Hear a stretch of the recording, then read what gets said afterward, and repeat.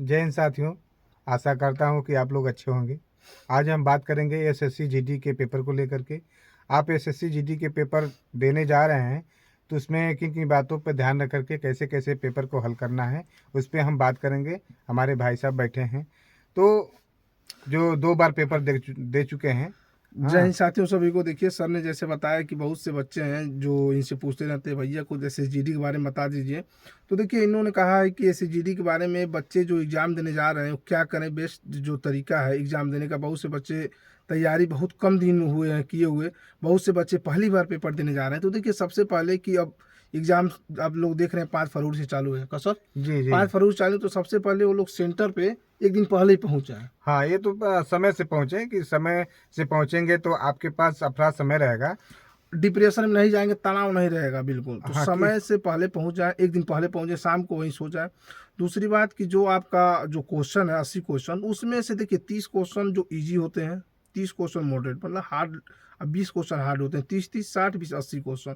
तो आपको ऐसा नहीं है कि जो हार्ड वाला उस पर समय देना, देखिए समय भी बहुत कम रहता है, आप लोग जान ही रहे हैं। तो सबसे पहले आपको ईजी जो क्वेश्चन है उसको कर लेना है, देखना है उसमें कोई गलती ना रहे। फिर जो मॉडरेट लेवल है, जो मध्यम क्वेश्चन होते हैं, उनको भी अच्छे तरीके से करना है। लेकिन जो हार्ड क्वेश्चन रहते हैं उनको ज़्यादा उसमें पहले नहीं पढ़ना, जो क्वेश्चन है यार उनको स्किप कर देना है। देखिए, बहुत से बच्चे क्या होते हैं। एक बात आपको रोकना चाहूँगा, इसमें पेपर देते समय आपको ध्यान रखना है कि जब पेपर आपके पास आ रहा है तो दिमाग को स्थिर रखें, इधर उधर की बातें मत सोचें। जो प्रश्न है प्रश्न को देखिए। जितने प्रश्न आ रहे हैं पहले उन प्रश्नों को आप हल करिए। हाँ जो बिल्कुल। नहीं आ रहे हो बैक के लिए छोड़ दीजिए।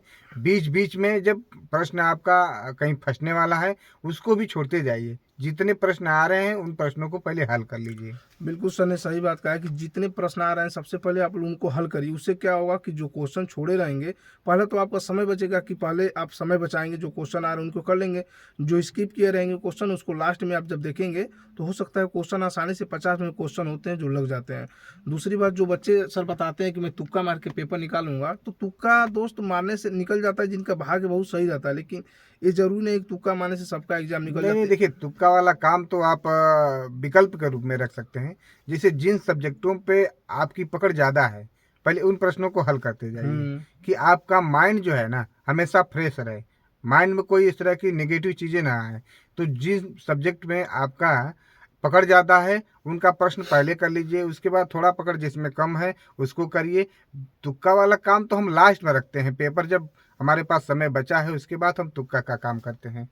देखिए, सर ने बिल्कुल सही बात कहा है। देखिए, जो तुक्का वाला काम है, ये तुक्का भी मारना है तो ऐसे ही नहीं मारना है कि मार देना है। तुक्का मारिएगा तो ये सोच के मारिएगा कि देखिए 4 ऑप्शन है तो उसमें एक क्वेश्चन, एक नहीं, ऑप्शन तो निकल जाता एक है। ट्रिकी उसमें लगाइए ना हाँ, आप। एक ऑप्शन निकल जाता है सर। नहीं, आप एक ट्रिकी उसमें रखिए।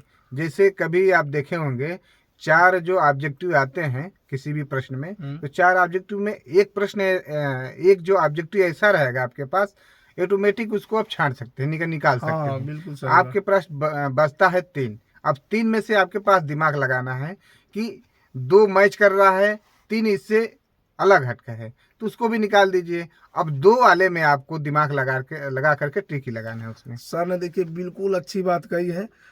उन जो बच्चों, जो आप वीडियो देखे होंगे, एक बार इनकी बातों को गौर करिएगा कि जिन आपने जो ट्रिक बताया है, आपने जो ट्रिक बताया जी कि जी। तुक्का कैसे जैसे लगाने का विधि इतना शानदार है कि कोई बताएगा नहीं ऐसे। बहुत से लोग बोलते हैं कि मैं इनका नाम लेके मार दूंगा, मैं बी भी मार दूंगा, लेकिन बिल्कुल दोस्त ऐसा नहीं देखिए करना। तुक्का मारने का कोई बहुत बड़ा साइंस वगैरह नहीं रहता है।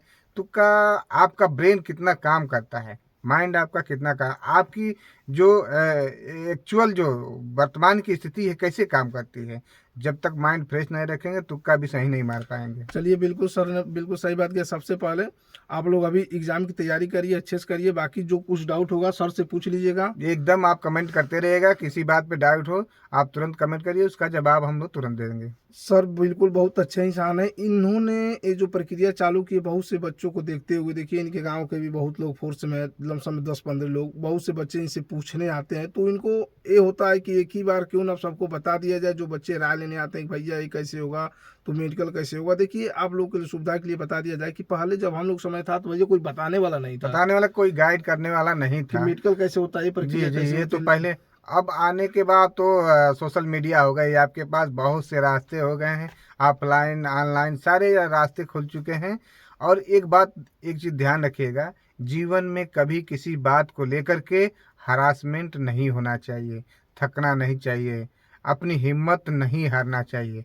पेपर है, परीक्षा है, परीक्षा में लोग पास होते हैं, फेल होते हैं, उठते हैं, गिरते हैं, कोई उसी में सेलेक्ट होगा, कुछ कोई नहीं होगा।